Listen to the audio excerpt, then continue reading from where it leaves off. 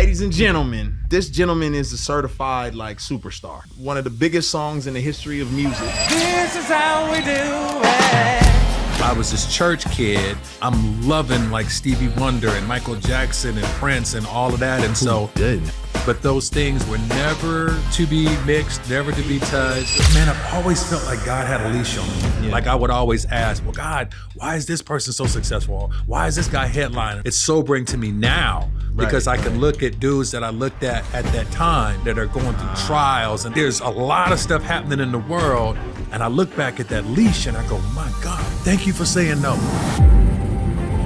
I remember being at a place where it was like, oh, I don't think me and my wife are gonna make it. I think this is a wrap for us. And if it wasn't for you and Kristen just being like, this is what divorce is, and then inviting the Spirit of God in, I don't think I would be married today. I simply said, if divorce is an option for you, yes, you got too many options. Right. And I say that because this is The Deep End with Lecrae.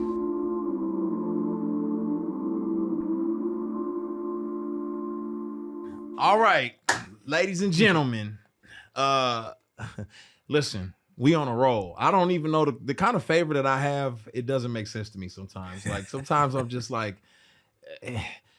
just on a podcast, but in real life. I know people and I'm like, yo, that's so crazy. This gentleman is a certified superstar, a superstar. I don't know what you say. He's had one of the biggest songs in the history of music. He's had tons of hits. That's the other thing. If you start doing your Googles, you're like, dang, he got a lot of hits.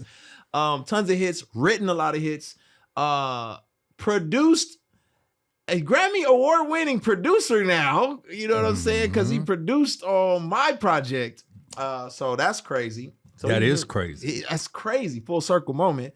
But also an incredible pastor, mentor, leader, for me, big brother, husband, father, child of God, Montell Jordan. My God. What's up, man? Appreciate you, man. Good to be here, bro. How you doing, man? Man, I'm good, actually, brother. It's crazy. We've been missing each other. Yeah. But I know both of us are going a million miles an hour. But whenever we catch up, it's like we just lock right back in. So I love that. So I'm honored, man. There's so many places we can go. What's kind of crazy to me is, bro, I did not realize all of the hits. This is the crazy thing about you is that you are you are a different level of humble. I don't even you carry yourself in another, because I know you from so many other things. And then I'm just research. I'm like, dang. That's tough, man. That when you talk about the humility in that area, because sometimes I don't want to be humble. I'm being honest. Sometimes I'm yeah, you don't know. He one hit one. I'm like, well, which one hit? Ooh. Because we've got a great catalog of songs, not just for me, but that I got the opportunity to be with other people, and just from that standpoint, man, I got a catalog, and so I love when I do get to perform or go places, and I do a song and I do a song and I do it, and it's like, oh, I forgot he did it. Oh, I didn't know he did that. Oh, I didn't do that. Oh, he did that too. And so it becomes this, almost a remembrance of people to, go beyond just singles and realize that there's a catalog. A whole big old, obviously, because I know what it's like when people know you for one thing. You know what I'm saying? It's oh yeah, that's the coming in hot dude, or whatever it is in this season life. Oh yeah, that's which ain't a bad thing. It's not. That's what I'm about to say. So that's what I'm about to say. You don't want to put this. This is how we do it. Is literally game-changing song for. I mean, that song for generations will live on. Testament to your craftsmanship, to your skill set, to everything. But I've seen you live a few times. I've seen you at State Farm Arena. Right. And what blew my mind, because I don't know how I didn't know this, was the Deborah Cox. How did we get here? You wrote that song and it was yo, my man penning big songs for other people, all kinds of. So again, your reputation precedes you, obviously. Blessing, man. Yeah. Blessing to have that. And I always like to make sure that when somebody mentions a song like Deborah Cox, Nobody's Supposed to Be Here, or Cisco's Incomplete, those are songs I had, you understand having a great team. But and still. at that time, I'm saying, my god brother, Shep Crawford, I always got to make sure his name is mentioned in that circle because together we were trying to be the next Jimmy Jam and Terry Lewis back at that time or whatever. So shout out to him and those him amazing being humble. artists. This is him being humble again. See what I'm saying? Because the industry don't do that. The industry will play a hi-hat and be like, I did that. You feel me? That's me, all me. And then technically you're not lying. So it's like you're not lying, but you know what I mean? So I do appreciate that, man. It's a lot. So even like there's your history, which is very intriguing to me, because as a kid who spent a lot of my time on the West Coast, I just gravitate toward like West Coast artists and West Coast music and so on and so forth. So like knowing your history was like always exciting for me. Also, that's how I found out about your music, was just being a fan of West Coast music at the time, So I found out about your music because I mean, when you threw South Central in the song, I was like, oh shoot, who's this? Where's he from? You know what I mean? But even though I met your music through that, I met you years down the line in a whole nother type of realm where it was like, this is a man who loves Jesus. And so I was super skeptical. I was like, wait, what? How does this all happen? What is going on here? And how does this happen? So I loved for us to like talk about how we got there, but just take us back to like Southern California. Yeah. You are mom, dad, like what's the story? How do you get to become the person that you are today? Okay, well, born and raised in South Central Los Angeles, 4th Ave and Slauson. I'm 11 blocks up from where neighborhood nip was taken out, with the marathon. It's interesting because being a celebrity, you get access to things other people don't, like being the first to access this content. If you want to be the first to access content like this and not have to wait a week or who knows how long before you can see this content, then you should subscribe to BSide, where you will get the content immediately as soon as it drops and you won't have to wait at all. I'm a product of what it used to be raised by a village. Like I'm a product of, if you get out of line, the neighbor can spank you. I'm a be home before the street lights come on, product of that.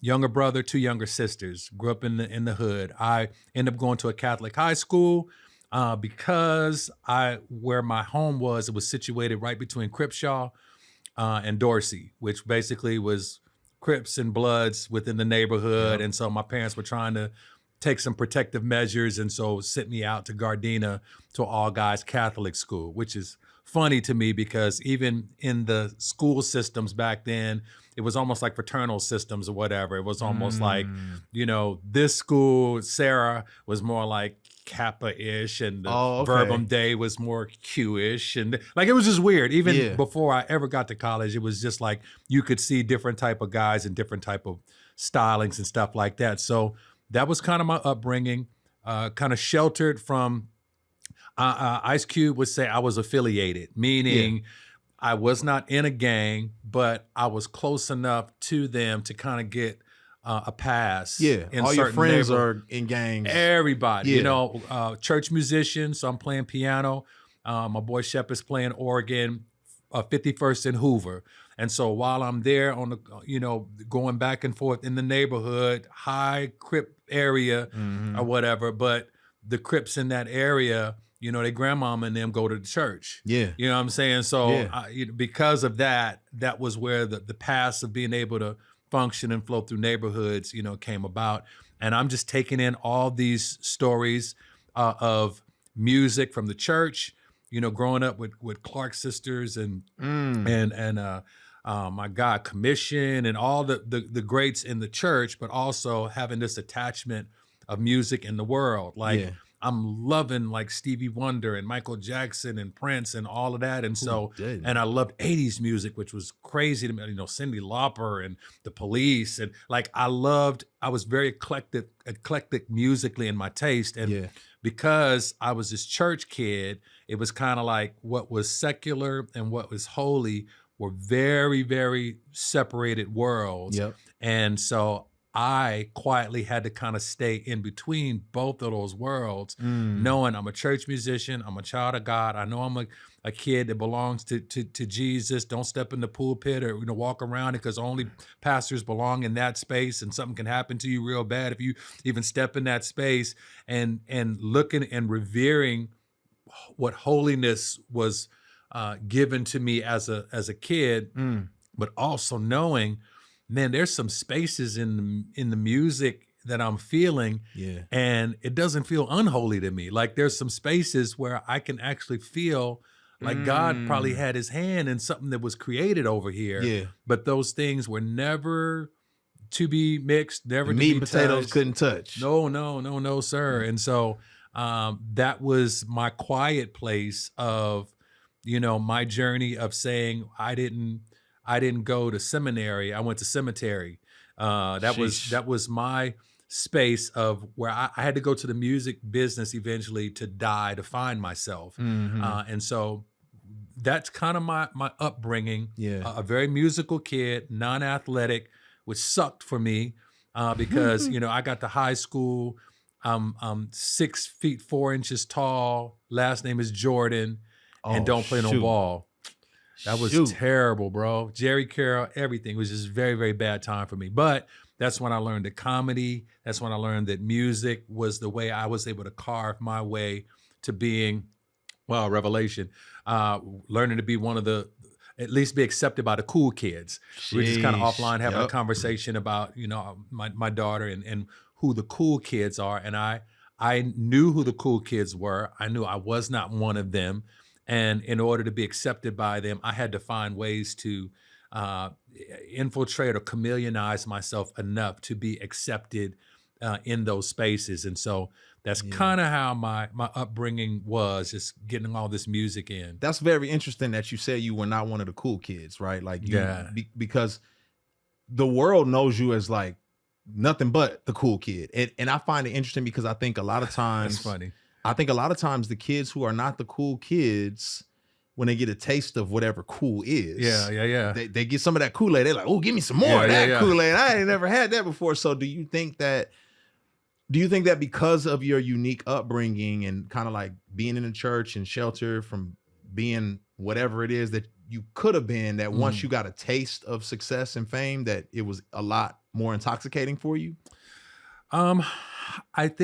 I don't know if it was more intoxicating for me to get a taste of that. I think it was probably more sobering than intoxicating. What you mean? for me. Explain that. When I say more sobering for me, it was upon realizing what fame was, or getting a taste of having a #1 record, or those things didn't.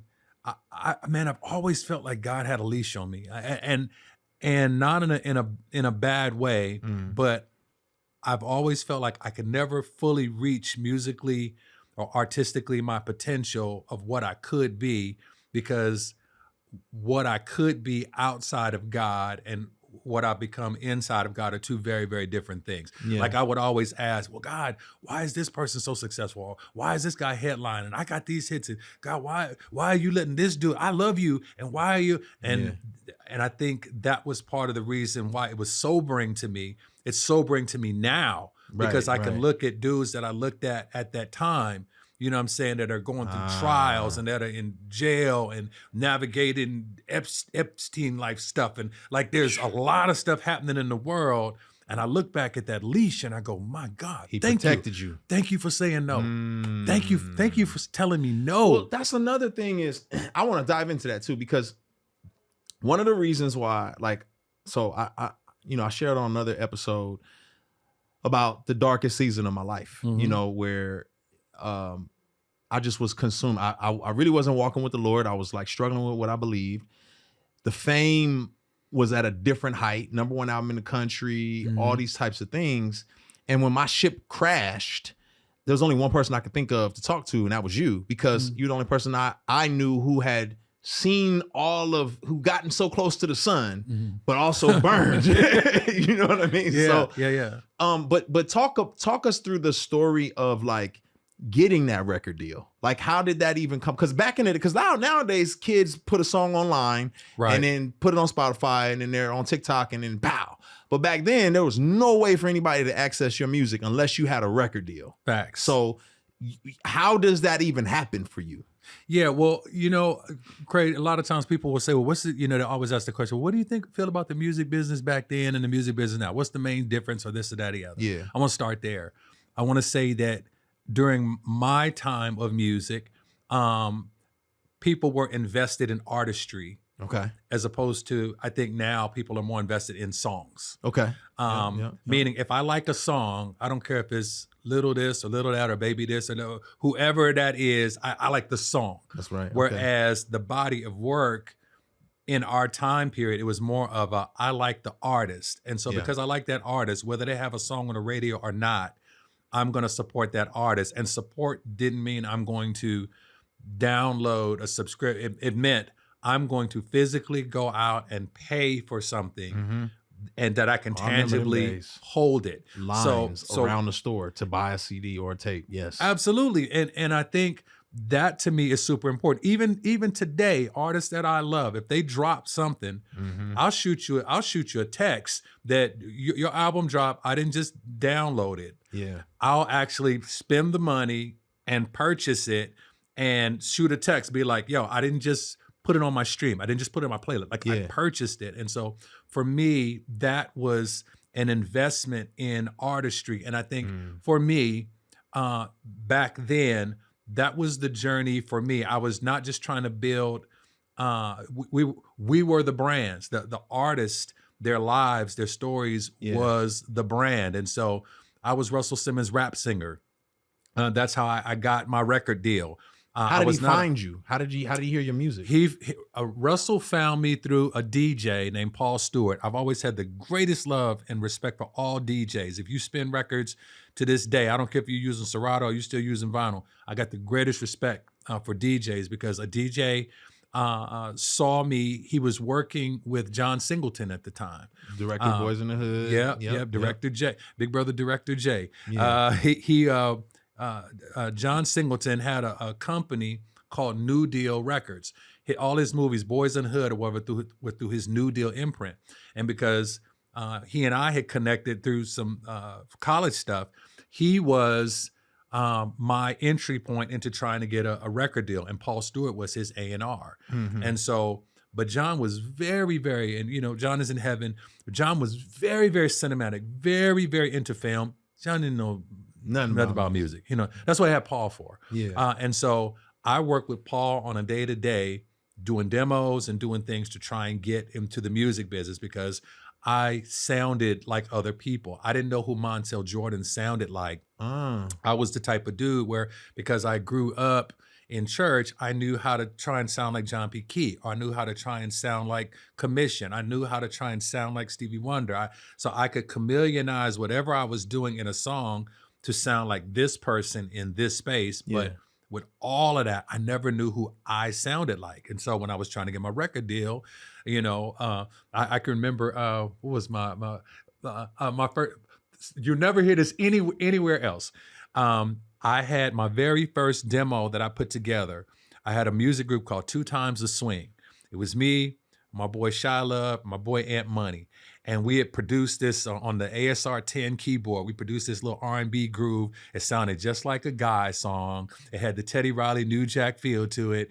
And the chorus was like, girl, I just can't wait to take you home. And my nasal tone and everything, I was trying to sound like Aaron Hall and like all of that, man. We took the demo tape to somebody at Motown Records, an executive there, and he heard the record. And he was in his house and he pulled the carpet back, and we're sitting in this guy's living room, and my boy's playing the keyboard, and my other boy's dancing in the room or whatever. Like we were just like trying to recreate, and I'm singing the song. And after we have that moment, the guy says, "Yeah, that's good, but you sound like Guy, and there's already a guy." He said, "Let me tell you what you should do: gangster rap." gangster rap is going to be huge. Like I promised to God, this is what my man tells me. And so we were like, at the time, like, what are you talking about? Yeah. He wasn't lying. Right, the boy right. told the truth. But the point of that was in that musical, in trying to do the groups and do all those different things, man, we just musically, I just started trying to, eventually that would fall apart, and just in trying to develop, who does Montell Jordan sound like? Even after my first album, bro, Yeah. I still didn't know who I sound like. Got you. And so, even people, they'll joke when they say, that song, this is how, like they do that, like this is, because that's how it sounds to them, because that's what I was I didn't know what You were trying to find your like. voice. I did not know what I sounded like. You're coming from this background where you're listening to all these big, like Prince, Michael Jackson, Stevie Wonder, and then John P. Key Commission. You're trying to find you. Right. What's kind of interesting is that if you don't know who you are, boy, that industry will create an identity for you. Oh, the industry will tell you who you are. So I'm curious. You end up getting signed to Def Jam, which Def Jam, see, because I'm thinking about kids these days have no idea, like Def Jam, what Def Jam was. Like Def Jam, like even my generation, is Cash Money would have been Def Jam to us, but even for a younger generation, it's like there's nothing that you can't compare it to anything. I think but Def Jam was like where only the biggest rap artists were. LL Cool J, all the way down to Kanye West. Like Def Jam is the place to be. So you're literally like the R&B dude. The one R&B singer. All of these. Okay, so I got two quick stories. I'm gonna tell you. One, when you talked about when you don't know who you are. Yeah. At that time, I did not know, and when you know whose you are, you know who you are. Come on, I didn't know that until later though, because at the time, I did not know whose I was, and so when I got to Def Jam, there was people who were there back when there was A&Rs, artist repertoire. Well, we're going to develop you, artist develop. We're going to show you who you are, and so I can remember being in, and there was some bad chicks that worked in the office or whatever, and they were like, "Hey, don't smile, don't smile." And you see, bro, I'm goofy. I'm church kid, I'm a cheesy. Like, hey, and if you look at all my old first Montell Jordan stuff from the album covers, like I think Dwayne Johnson probably owes me money for the eyebrow thing. Like I was doing the eyebrow thing before The Rock was doing the eyebrow thing. I could still do it. But all my album covers, all the stuff I was doing was all Ice Grill. It was always this dark. The album covers was always dark and the low sunglasses. You from South Central, you from the hood. And so they painted this picture of a guy who was just straight from the hood of South Central LA, and he's hard. He got Crips and Bloods that are friends, and he's singing about the hood. And so even as I'm talking right now, you kind of see my mannerisms and the movement or whatever. This was given to me. This is not who I am. It was never me, bro. And so because I did not know who I was, I allowed other people to define who I was. And that's a word for somebody out there. If you don't know who you are, somebody is ready to tell you. Man. And so that was the first part of the journey of being on the hip hop label. Funny story. We were church kids, man. Kristen is managing me, and they would say, my wife, Kristen, and I would be married 30 years to each other together in this upcoming June. And I can remember because she was managing me, she would be in the rooms with the Def Jam representative. And I love Def Jam. I got the utmost respect for the label. And it was a great marriage musically for that time period in our lives. Nothing bad to say about them at all. They helped shape a lot of the, in my parents, there are great things I got from my parents, and there's stuff I don't appreciate that I got. And it's the same thing with Def Jam. I think with the label, it was like my wife would be in the meetings and everything, and she is who she is and everything, and they would be like stomping on her and walking over her and this, that, the other, until one day she like snapped in a meeting and got up and stood on the table, like in a conference room table, stood on the table and was like, you and cussing everybody or whatever, and they were like, finally, we knew it was in there. We knew it was in there somewhere, and that's part of the development or the negative. They wanted that toxic energy. It's what part of what made it was all about the logo. To this day, that's what they would say. Hey, you represent the logo. And so That's one story I wanted to tell, just in regards to not knowing who I was. And then also, I believe either you become the company you keep or the company you keep becomes you. Let me say that again. I'll say that slower because I said it too fast for myself. Man, You will either become the company you keep or the company you keep will become you. All right. So I did this thing. I did for my first album, song called Something for the Honeys. We had the Ghetto Golf Classic. I remember this. Method Did Man, this- Red Man, all of them in the golf carts. But Yeah. what people don't know is we saw Method Man, we saw Red Man, we saw Cedric Ceballos, my guy. Like you saw, a couple of artists that were in that music video, the Ghetto Golf Classic. But literally, the Ghetto Golf Classic in that Something for the Honeys video is like a 15% of what the actual video was, because literally it was 5-6 times bigger than that. We had almost every rap artist on the planet had come out for this Ghetto Golf Classic. I'm talking about everybody. Snoop was there. He had his Rottweiler dogs there. Like we had lobster tails and shrimp cocktails up at the golf. Like they set this golf course out, and our folks at that time did not know how to act on a golf course. They had women all laid out in bikinis on a golf course like it was the beach or something. And this Montell Jordan Ghetto Golf Class was going to be the biggest thing ever. And there was some hip hop beef, like I said, because I was a part of Def Jam. We had invited the who's who of hip hop, and there was a beef at the time between the Dog Pound, Nate Dogg, and BG Knockout and Gangsta Dre. Eazy-E's crew and Dr. Dre's crew was beefing. There was a lot of stuff that was going on at that time, and Redman and Method, like what a cool, like everybody. When I say, bro, it would have been the most epic video ever of all these rap artists all in one space, because an R&B dude had brought everybody, together.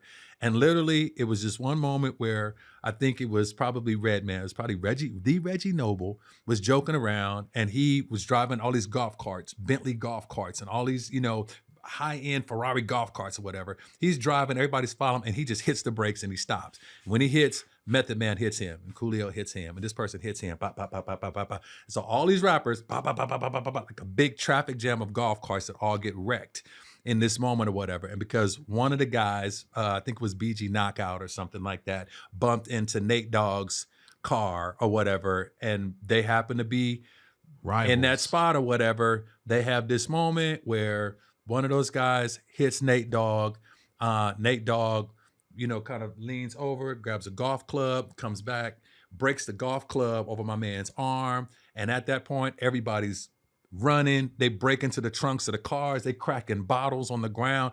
Like they turn a posh golf course into South Central Baghdad. Bro, it was bad. And so long story short, what ends up happening in that is they end up canceling everything that day. They scrapped the entire hundreds and hundreds of thousands of dollars that I was accountable for, that I was recoupable to me. And then we did a smaller golf course thing the next day just to try and salvage that we had a video, guys shooting and the people that were willing to come back the next day. So that was literally, the Ghetto Golf Classic was very, very small compared to what it was. I think it would have been probably one of the greatest videos. Brownstone was like, oh man, it was epic or whatever. So let me tell you what's funny about this. I have actually seen the footage of Nate Dogg and BG Knockout getting into that fight. Are you serious? Online. Like I seen this fight as like growing up. I watched it because Snoop did this whole like thing where he was talking about stuff, and I saw the fight. I never knew. I was today years old when I realized that was on your video shoot. Yeah. I knew Eazy and Dr. Dre were beefing. I paid for that. You paid for that fight. So I paid for that. I paid for that. Dang. Yep. That's history. Yeah, I paid for that. So, okay.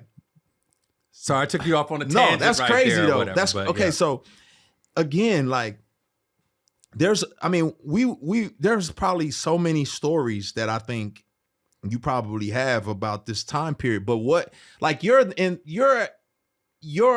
song blows up, right? Your album blows up, first record, right? You're suddenly thrust into the role of a superstar. Do you feel that immediately, or is it a process? And then how is your soul processing that in the time period? Like, are you like, oh my gosh, this is me? Are you getting more arrogant? Like, how's this happen? What's happening? I believe we processed it in a way that it developed a work ethic. It developed a work ethic in me that is still, it's a part of ministry training, I think. And when I say that, what I mean is we didn't take full advantage of everything that was available when we hit number one. Okay. So it was like that. I'm the type of guy where I have difficulty sometimes celebrating the win. Like, I need somebody to pause and be like, yo, dude, hold on, wait. You won. Just take a moment. You actually won. Oh, I won. Sit in that. Like, there was none of that. It was like, you went to number one, and while we were at number one, it was like, okay, great. Well, we got to get on this, we got to get on this flight, and we got to try and get over and have number ones in these other countries or whatever. And so I didn't know any different. It was my very first record. So I didn't know that when we hit number one, you could be on Saturday Night Live.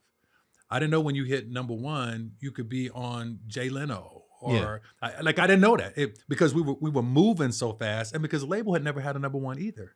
For the record, we were there. You gave Def Jam their first number one record, and so from that standpoint, now we're all doing something we had never done before, and so now we're trying to ride that thing to the wheels fall off. So I can remember, I was in Barcelona, Spain, in a club packed with distribution people at the time. I think it wasn't Universal. It was like, I can't remember the name of the company at the time, but Def Jam was shifting distribution companies, and we were in this Barcelona bar, and Elton John is on the piano, and he's playing, and he's like talking to the entire room. He's like, yeah, my label made Montell Jordan to say he's got the number one record in the United States of America right now. Let's give him some love. And I'm thinking to myself, yo, this is Elton John. He wasn't even Sir Elton John yet. Like, this is Elton John, and I'm in Brazil in this bar with all these label executives. But so we had number one, the song was working, but we didn't capitalize on the footwork or the groundwork to take the song and make it probably even bigger, than it could be. So in that, the question being, how did I process? I didn't process that we had a number one record. It was like, okay, then we got to get to Brazil. Now we got to get to Ireland. Now we got to get to here. Now we got to get to here. And then after all that, now we got to try and get on tour. And after we get on, so I never, for the initial shock of having a number one record, never had that moment to sit down and really be like, man, we got a number one record and a number one album, and we sold this many. It was more like just this What's ongoing the next thing? Next thing. Well, I think that's interesting because I relate to that 10,000%. I think that it's kind of like when you make $40,000 a year, you now have friends who make 50.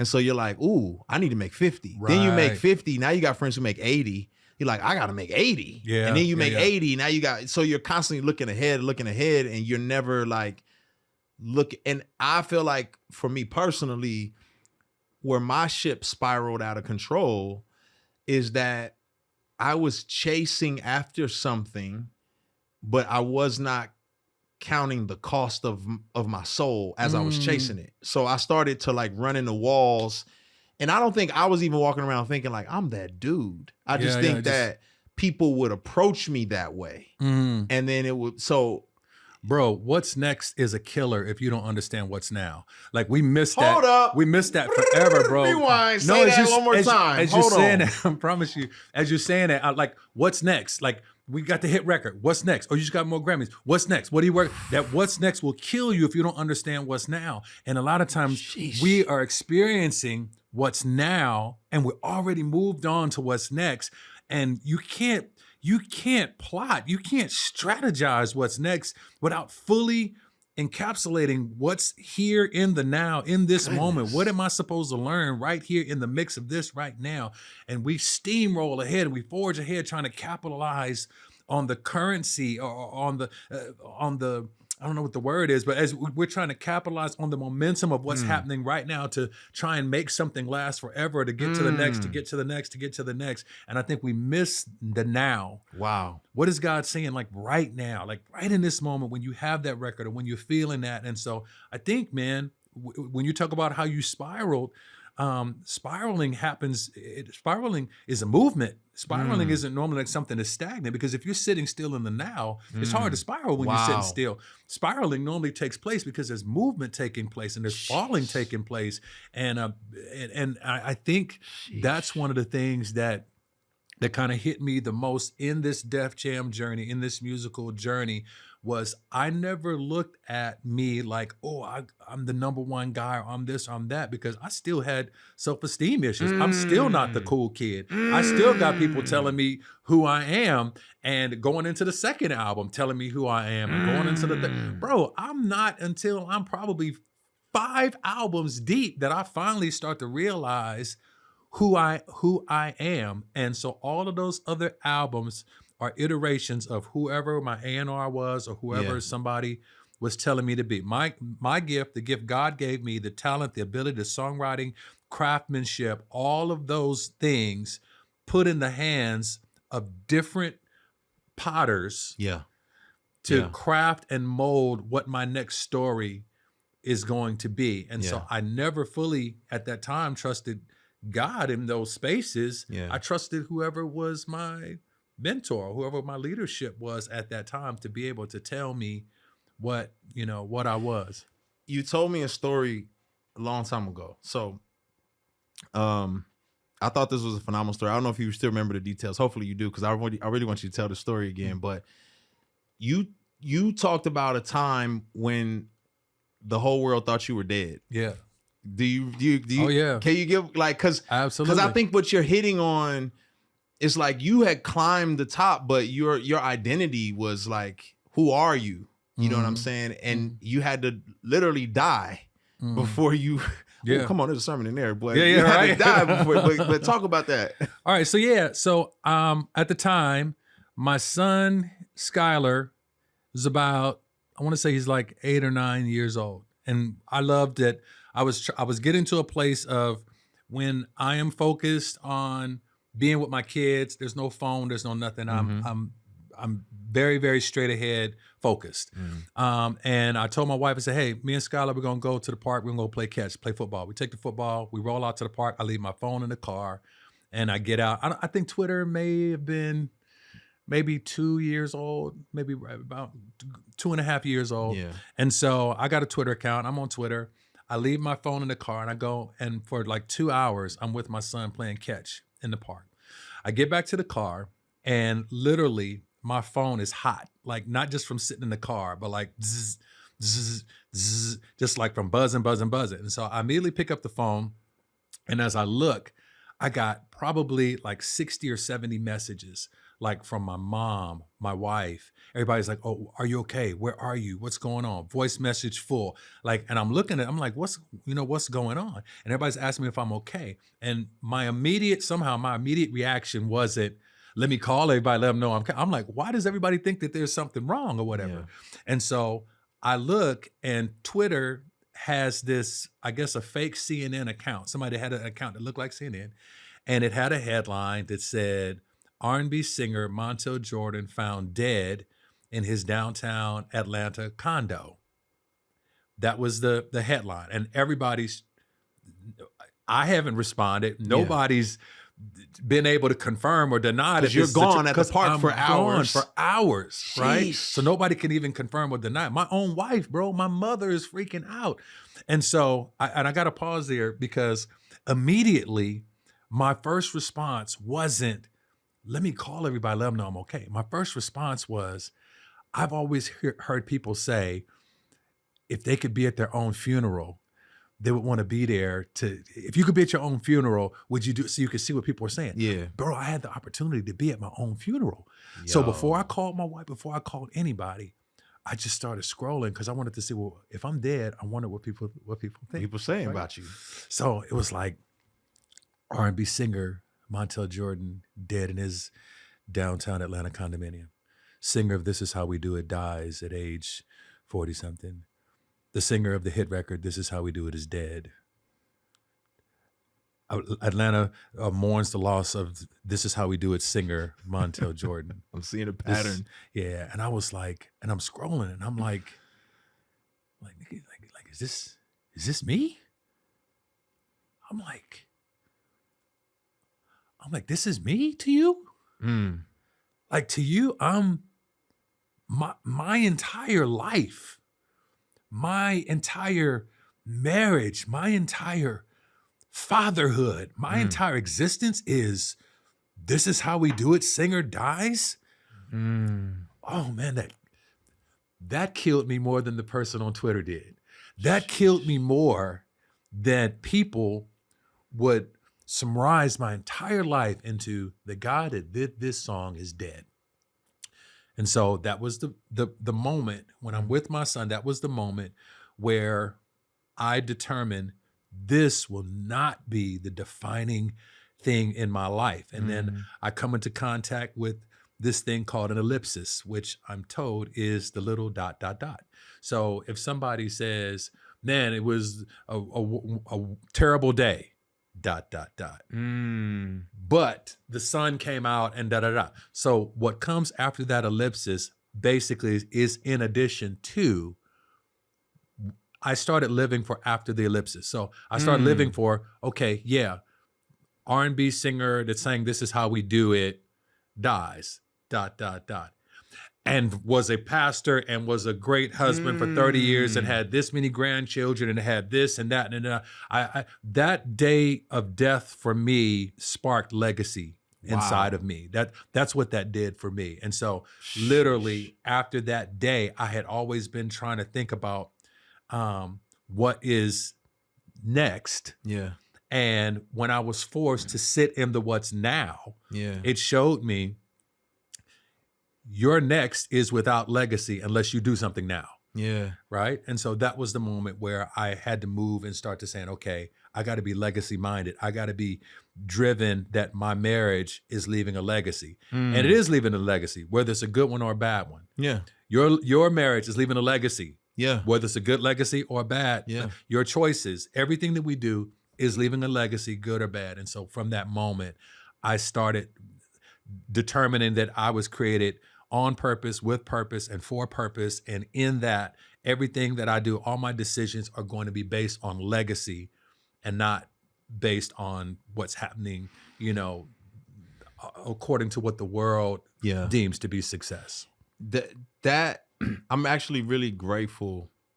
Like if you ever look back on your life and the turmoil, the trials and the tribulations that you've endured. If you ever were not confident that God used it, he's used it in mine for sure. You've been through, I know your story because first of all, I know your story because I know you, but I've also read the book. So I know 8 of the 10 plagues. Yeah, like you know what I mean. Like the house burned down. That's the flaming hailstorm. All of those particular things. But I think, man, like God has used so much of it in so many capacities, and I just get the benefit from you overcoming the trials, you walking through the hell. Like I remember, and I remember being at a place where it was like, oh, I don't think me and my wife are gonna make it. I think this is a wrap for us. Right. And if it wasn't for you and Kristen just being like, this is what divorce is. This is what this looks like. And then inviting the Spirit of God in, I don't think I would be married today. Just being honest. I've heard you talk about divorce, about it being a piece of paper that tears in half. And like that image burned in my brain forever. Can you just talk about like how the passion for marriage ministry and like the turmoil that you face got you to even being able to speak into people's lives? Yeah. Well, first of all, I love you and your wife more than y'all, and that the world would ever know. And the world will never know because the relationships that we have, y'all know, we are super, super discreet and protective. I am protective of the people that entrust us with what we navigate through. Yeah. So I love that not only y'all trust us, I love that God trusts us to send who he needs to send to us to be able to be safe spaces for marriage. Yeah. In that journey, where God healed our marriage, part of the beauty of what we navigated through was He gave us the gift of transparency. The gift of transparency is not the same as nakedness. Nakedness is I see you. Yeah. Transparency is I see through. And so not everybody can handle nakedness. And so because people will abuse you. You can be abused if you're naked. And That's so good. from that standpoint, I can't be naked in front of everybody. I can't give you naked stories. Like, so I can give you a transparent story. A transparent story can be, yo, I remember this was one of the weakest nights I ever had in my life, and I made this bad decision. Yeah. And it almost cost me my marriage. That's me being transparent. Being naked is telling you what I did in that. And everybody can't handle that. Yeah. And so because of that, the gift of transparency and how we give that gift is able to be administered to people who are close enough to be able to know, God, how much of this do you want me to share with them? So every pain, every struggle, every failing, every landmine that I have laid on and took the blow from, I am now at least able to have been repaired enough to be able to talk to you or talk to anyone that God sends, not just everyone, but anyone that He sends to be able to say, this is a person that can handle this now. Yeah. And so why marriage is so important to me. And I have a very difficult relationship with social media because we have a church in a virtual space and social media is necessary. Yeah. At the same Shout out to Masterpiece Church. breath, thank you. Yeah, and at the same breath, I have a very difficult challenge with social media because it allows keyboard courage to speak into what used to be called the peanut gallery. Yeah. You know, some people pay for good seats to be up close and personal. Then you got the Yeah. peanut gallery, people that Yeah. could just fire shots from way up in the Yep. cheap seats and give their account of what they're seeing from not even close up. And so when I make a statement like when I say, if divorce is an option for you, you have too many options. I make that statement. And the peanuts start coming. Oh, okay. But No context. There's no context. Yeah. There is, well, what if you, no, I didn't say that if you're being abused, stay in an abusive relationship. Right. I didn't say if your man is never going to change. I didn't say any of that. Yeah. I simply said, if divorce is an option for you, Yes. you got too many options. Right. And I say that because anybody that you talk to that has been married for 30, 40, 50 years, they're going to tell you the way they got to 30, 40, and 50 was they made it an option to not be an option. In sickness and health. Till death, and good, for better or worse, Yeah. all of that.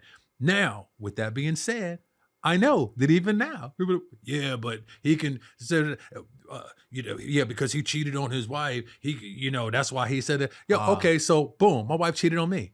And I stayed. Oh, we just went off the deep end, right? So these are pieces that I don't even have to go into that because there is a place of, I'll give you a little nakedness, but I can only stay transparent in that space because what happens is you're not close enough to me to understand. You can't handle yes, I went through this, and yes, God healed it. And in the process of that, and me understanding, man, I never understand how my wife could forgive me. I could never understand what I did, as bad as I was, a bastard as I was. Somehow that woman forgave me. I could never, God, I forgave me, you forgave me, but I still can't understand how she did that, how she forgave me. And then boom, He said, you don't understand. Okay, I'm gonna let you understand. And then something that she could have taken to the grave with her. I'm not talking hyperbole. I'm not talking happens. I'm saying this is reality. My wife navigates through something where she has a very, very difficult challenge. She makes a bad mistake and she goes through that and she's going to take it to the grave with her. And now I have the opportunity to now approach my wife and be able to say, hey, I know when I was dying and I was going to take this to the grave with me, there was only one way for me to get free. There was only one way for me to get healed, you know, and you know, I can confess my sins to God and he's quick to forgive me, but I got to confess my sins one to another so that I can be healed. Yeah. And so I love my wife enough that no matter how bad it was going to hurt me, Yeah. I was willing to be able to say, hey, I don't care what this is. I don't care how difficult this is. I don't care if this thing is difficult enough to kill me. Yeah. I don't want you to go to the grave with something that could basically destroy your soul. What is this? And she then had the courage to tell me of the infallible place that the fallible place she had been in. And in that now I'm in the same position, different, but similar. Yeah. To now have to be like, okay, I know God will forgive her. I know some point she can forgive us. Can I give the gift to her that she gave to me? To you. And now, not just to do it because Jesus said do it, but do it because I genuinely want to be like Jesus. And so now, when I make a statement like, if divorce is an option for you, you got too many options. You have more proximity to why I make a statement like that. Yeah.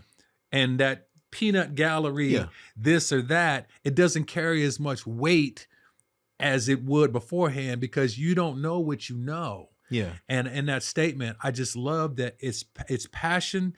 Marriage is passionate to us because legacy is passion to us.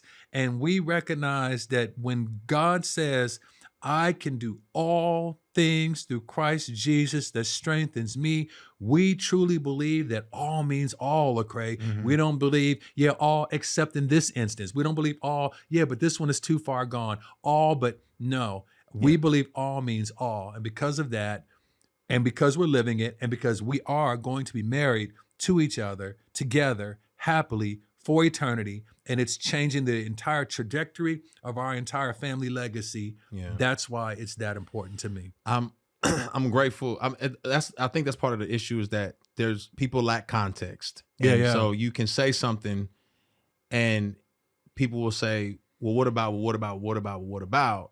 But they don't have context for what you're saying. So obviously, sure, there's circumstances, but what you're saying is a lot of times we're walking into the situation ready to wave those circumstantial flags without we walk into marriage saying, if I don't like this, I got an out. You go in with an exit strategy. Right. So instead of saying, man, I never want to have to do this, if this happens, it's going to be painful, but I never want to have to do that. But I love that. But I do think it's necessary for us to push back on the culture when they start throwing, the peanuts from the peanut gallery, so to speak. Right. I also love the fact that, you're candid about like the issues in your life, from you're candid about infidelity, you're candid about on both sides, you're candid about stuff that you've done in terms of like y'all ignoring each other or ignoring each other's needs. You're candid about, not paying attention to what you should have been paying attention to as far as the marriage is concerned. I am curious, like, why do you think, specifically like in the church, we have this idea of like, we want blood. I won't even say the church. I'll say just in general. We always want blood. I think there's only two responses to sin. Forgiveness and repentance. I don't know how else do you respond to it? Right. Like forgiveness or repentance. It's two responses, but yet I feel like the culture is like, no, we want blood. Facts. Yeah. And how do you navigate that even as a pastor when people are saying, nah, we want blood. We don't want to see them healed. Right. We want blood. Right. And that's a great way to look at it. I think that we got to look at what we want and what he wants. And what I think we miss is that we want blood, but Jesus did that. He gave his blood. God doesn't want our blood. He wants oil. God doesn't want our blood. He wants oil. And oil comes from pressing.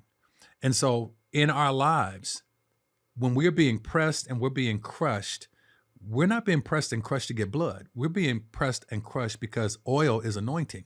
Wow. That's what produces. Crushing produces oil. It produces anointing. And I think the church positions itself, and I would say the church, but people, we are the church. People are the church. And so people who want blood basically are exchanging Jesus's blood for people's. Wow. And that is heresy. To me, that is idolatry. That we're creating people to be calves almost, that the worship is supposed to, you need to fix yourself and you need to, I want blood. I think what we want oil. I think what we need is when you are being pressed, when you are being crushed, when your marriage is difficult, when your children are wayward, when you're navigating through that and that crushing is taking place, it's not to bleed you. That's to get anointing. That's to get oil, because God wants your anointing because he already provided the blood. And so, I do believe that that mindset of a church, like that person needs to pay, or that person that person doesn't need to pay. That person needs to recognize that it was paid. And when you recognize that it was paid and that it was covered, listen, there's a lot of people nailing themselves to crosses that Jesus never told you to. He said, carry your cross. Yeah. He didn't say die on it. He said, carry it. Wow. He died on the cross. Yeah. Well, I'm going to die on the cross. My job is to carry it, because as long as I'm carrying it, it's a reminder that you died on it so I can carry it. And I think that's a space that, as a pastor, as a church, as a husband, as a father, making sure that the requirement of people and the requirement I have of people is the requirement I have of myself is, man, I can't bleed more than he did. My blood will never be as valuable as his was. And so what I can do is I can carry my cross, and I can allow the oil that's coming from my journey to be something that is healing to other people. That's such a word. First of all, I want Masterpiece Church. How can people get connected, get plugged in? Because there's probably people watching this who are like, man, he's a great pastor. How do I There's people right now saying he's a pastor. That's what they said. What? Montell Jordan? Oh yeah. This is how we do it, guys. Yeah. Dot. That's right. That's right. Yeah. They can find us. Don't look for Master P, because Mr. Percy Miller is a great man, but it will be Masterpiece Church, and they can go to masterpiecechurch.com.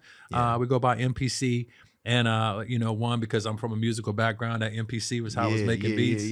And now we're making a heartbeat for God through the virtual church. People will say, well, where is the church? It's a virtual church, so it's wherever you are. I had a lifetime of dealing with people that are on the go, or they're moving, or they're traveling, they're on airplanes. And so we've crafted a church where our worship and our services are all virtual. Every Sunday, 11 a.m. Eastern, 6 p.m. Eastern. You can get the app, Masterpiece Church app, or masterpiecechurch.com, or on Facebook, or wherever. And y'all interact with it. It's not just just chime in, and it's like people get to interact and communicate. It's a church. Yes. It's literally, we have taken what people do in a physical space, and we have taken a living and breathing physical space and put it in the virtual space. So the same way we are able to chat, we're able to talk to each other. We go on a Zoom call afterwards. We pray. We are there for people. And I think what it does is it's not just I went to church on Sunday, I checked the box thing. Now it's we have group chats every single day where we're praying and, hey, what are you doing today to show the love of Jesus? This is a worshipful Wednesday. What song are you like? We're connected virtually throughout the week until we get to each other on the weekend. Whereas a lot of times when you have a local church, and I believe the local church is the hope of the world. For sure. I believe that a lot of people don't really even go to a local church regularly anymore. If you have a local church, I love that, and I'm happy for you. I think we need that. If you don't, and there's a lot of people that don't because they're incarcerated, or they're immune compromised, or they didn't go back after the pandemic, or they travel, or they're, for whatever reason, MPC might be for them, then that's what we're here for. I love that. And your wife, my wife is like, she's so grateful because she knows, like, Christian texts her regularly, like prayers, you know what I'm saying? Yeah. And my wife is always just like, like, man, I know if ain't nobody praying for me, Kristen Jordan is praying for me. Consistent. So I love that, man. Man, we could be here for hours because there's so many different areas that we can touch on. Before we get into this next segment, the segment I call Underwater, is there anything you want to tell us? Anything you got on the horizon? Anything that we don't know about that we need to know about? Well, first of all, I know something that I'm going to just say for you, and then you can tell people the rest of it, is that we need to be calling you Dr. Jordan. Yeah. So talk about that a little bit. I guess by the time we get the chance to see this, I will have done the commencement exercises at Alcorn University, Alcorn State in Lorman, Mississippi, and I'll be receiving an honorary doctorate of human letters from the university. So that's hard. Yeah, I am. Congrats. Thank you. I appreciate that. I put in. I feel like I have because my undergraduate degree. It took me a while to finish and to complete that. But in many degrees, I've been functioning without a degree in the same things that I was training for. Yeah. And so now to be able to get a doctorate in being human, I think is something that is, I want to honor that very well. So I'm excited for that. But yeah, with that, I am working on, I think, what is going to be a classic Christmas song, man. Oh, I know that snap. sounds crazy, but I've listened, normally every single year we get to the day when everybody says, okay, now it's okay to play Christmas songs again. And immediately you start to hear the traditional standards from 30, 40, 50 years ago. And they are now the standards for Christmas music. And I have created what I think is a modern day Christmas classic called Santa Will Be Late. And we ready for that now. I'm itching. Santa, I love Christmas music. Yeah. I love it. When I say this is classic, man, this is probably one of the things I'm most proud of right now. Hey, listen, Mariah Carey keeps knocking everybody off the charts every year. For months at a time with Christmas music. So don't sleep on the Christmas music. That's man. right. That's right. And who better to talk about it than the one that knows? Come on, the reason for the season. The reason for the season. Yeah, man, I can't thank you enough. Bro. As a brother, as a leader, just as a man. I one thing I was gonna say is you're always a step ahead of me, which I appreciate. It's like really legitimately having a big brother who's, they haven't lived a whole lifetime. It's not like a dad. But it is like a big brother who's like, yo, I already went to high school.